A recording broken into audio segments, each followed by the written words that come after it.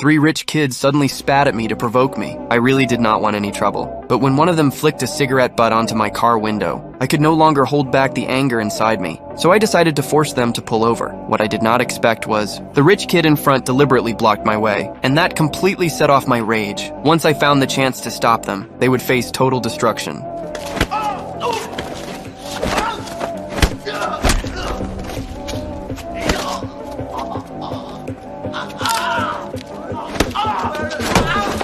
At this point, the rich kids finally realized how serious things were, but it was already too late. I grabbed his hair and smashed his head straight into the glass. And I was not done yet. I pulled the car keys out of their vehicle. Then right in front of one of them, I threw the keys straight into the river. Only then did I walk away calmly. But when I returned to the hotel, I managed. I heard someone was causing trouble on my turf, and that finally gave me a chance to let it all out. So I carried my unresolved rage and stormed straight into the room. But I did not kill them right away. Instead, I politely bowed to them, then gave them 3 seconds to crawl out of the private room. But they did not take me seriously at all, so I had my men lock the door tight.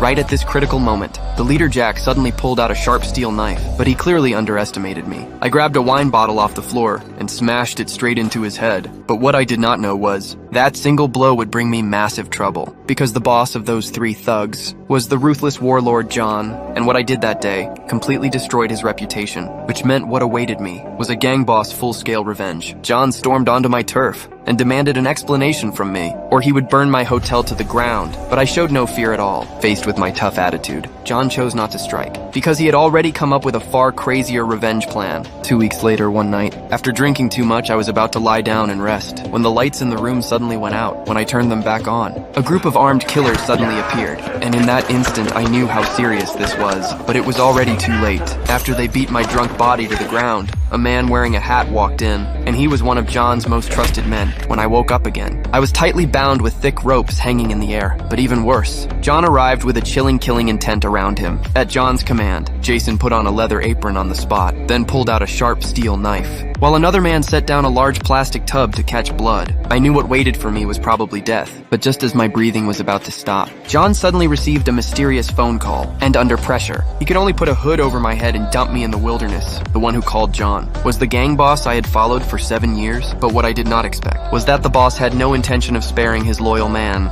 Instead, he ordered his men to dig a massive deep pit nearby.